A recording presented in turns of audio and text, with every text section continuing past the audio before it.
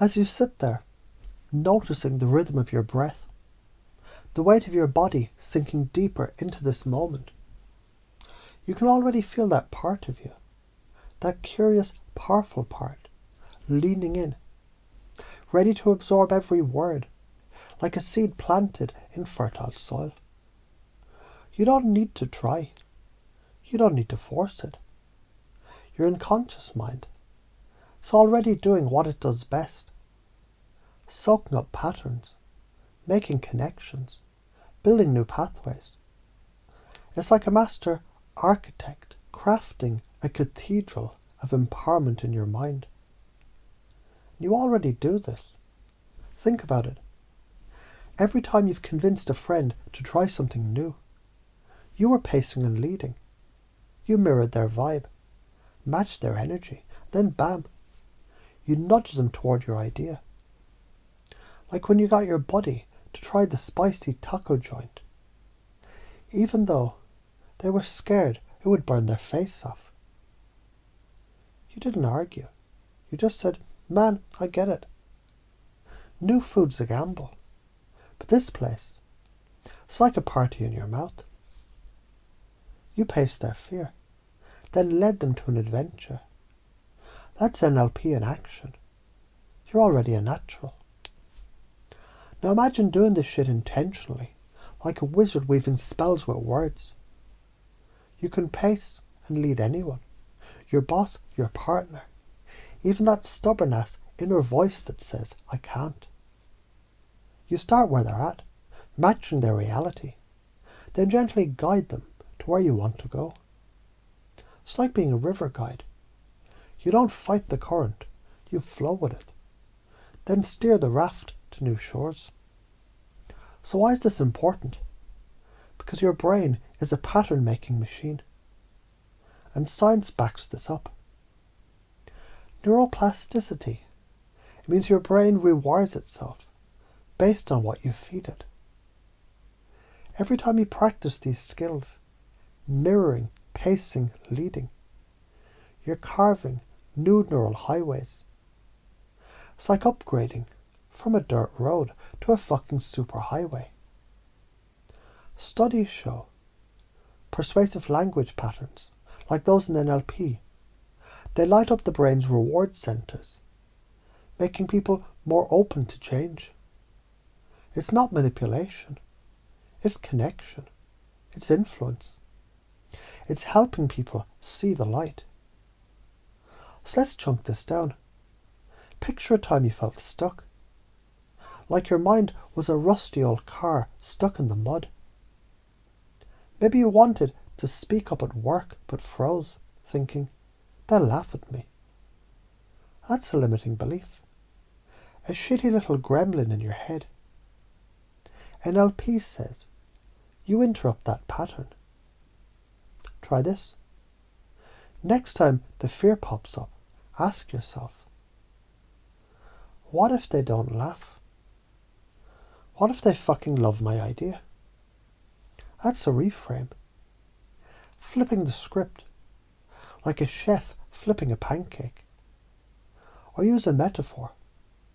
That fear is just a barking dog, all noise and no bite. You can walk right past it. Now let's chunk up to the big picture here. Why do this at all? Because your life is a masterpiece waiting to be painted. And these tools, NLP, covert hypnosis, intuition, they are brushes. Imagine a future where you're fearless, where you speak and people listen, where your intuition is a laser beam cutting through bullshit. That's the positive karma of acting on this. But if you don't, you stay stuck, spinning your wheels, watching others live the life that you could have had. That's the karmic kick in the ass, regret, stagnation, a life half lived.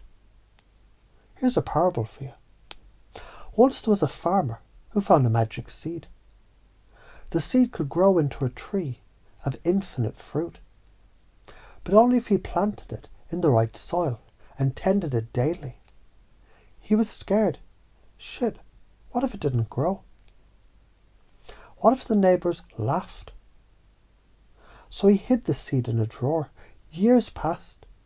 This field stayed barren. One day he found the seed, now brittle and dead. The moral: your skills, your intuition, your ability to influence, they're that seed. Plant them, water them, practice them, or they'll wither, and you'll be left with fuck all.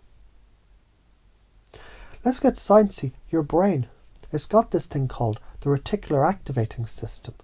It's like a bouncer at a club, deciding what gets in. When you use NLP patterns, like vague language, metaphor, or pacing and leading, you sneak past the reticular activating system, planting ideas in the unconscious. That's why Ericksonian hypnosis works. It's covert, like a ninja slipping through the back door. Say you're talking to someone who's pissed off. You don't say calm down. You pace. I can see you're really fired up. And that energy is powerful. Then lead. Imagine channeling that fire into something that feels even better, like crushing it at work. The brain goes, huh? Yeah. Because you didn't trigger resistance. So why are you afraid to do this?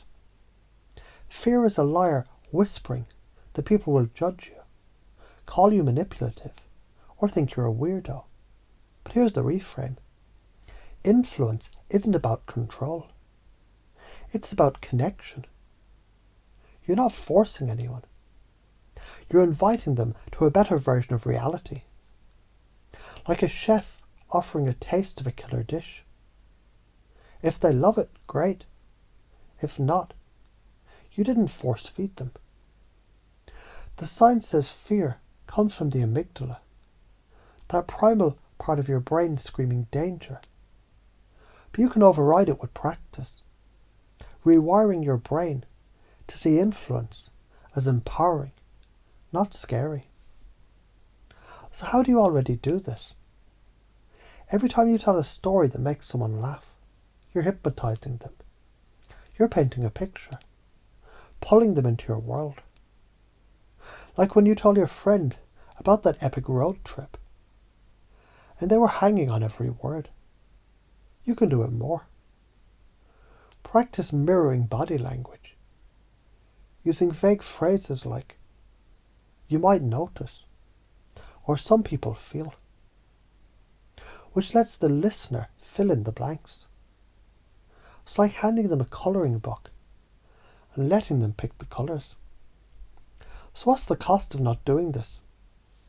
You stay trapped in patterns that drain you, like people-pleasing, overthinking, or avoiding conflict. Those are the top traps. Seeking approval, fearing rejection, or believing you're not enough. They're like quicksand, sucking you down.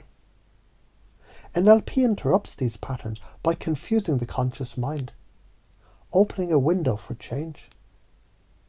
When you say something vague like, you might wonder how easily this can shift. The brain pauses, searching for meaning. That's when you slip in a new belief, like a gardener planting a seed in soft soil. Here's a technique, sleight of mouth. Say someone says, I can't change, I'm too old. Reframe it. Is it that you're too old? Or is it you've got so much wisdom to build on? Or use a metaphor. Your mind's like a river. It's never too late to carve a new path. Or chunk up. What's the bigger purpose of changing? To live fully, right? These patterns shift perspective like a kaleidoscope, showing new angles. So let's install this shit. As you listen, your unconscious mind, it's already weaving these patterns into your identity. Imagine a golden thread, stitching confidence, intuition, and influence into the fabric of who you are. And every time you speak, you'll notice yourself naturally pacing, leading, reframing, like a dancer moving effortlessly to the music. You'll feel a warmth in your chest, a spark in your gut, knowing you're guiding people to better places, like a lighthouse steering ships to safety. If you embrace this, you'll walk into rooms and you'll own them. You'll inspire, connect, and create change like a fucking alchemist, turning lead into gold. People will feel better just being around you. But if you don't, you stay small, stuck in the same old loops, watching opportunities pass like ships in the night. The choice is yours, but your unconscious, it already knows the answer. You're built for this. Why does this work? It's not magic. It's neuroscience. Your brain loves stories, metaphors, and patterns. When you confuse it with vague language or unexpected reframes, it opens up, ready to accept new ideas. It's like rebooting a computer. Suddenly, it runs smoother. And the more you practice, the more automatic it becomes, like breathing. So let's wrap this up. You're not just learning tools. You're becoming a force of nature. These skills, NLP, hypnosis, intuition, they're your birthright. Like a lion's roar or an eagle's wings. You're already doing them. But now you do them with purpose, with power, with no bullshit clarity that cuts through the noise. Your fears, they're just shadows. Your limiting beliefs, old stories you can rewrite. Step into this, your life becomes a canvas of possibility. Ignore it, you're choosing the slow death of regret. So plant that fucking seed, tend it, and watch it grow into a tree of infinite fruit. Your unconscious is already nodding, saying, hell yeah, let's do this. And so, as you move forward, you'll find these patterns flowing naturally, effortlessly like a river, finding its way to the sea. You're ready. Go shine.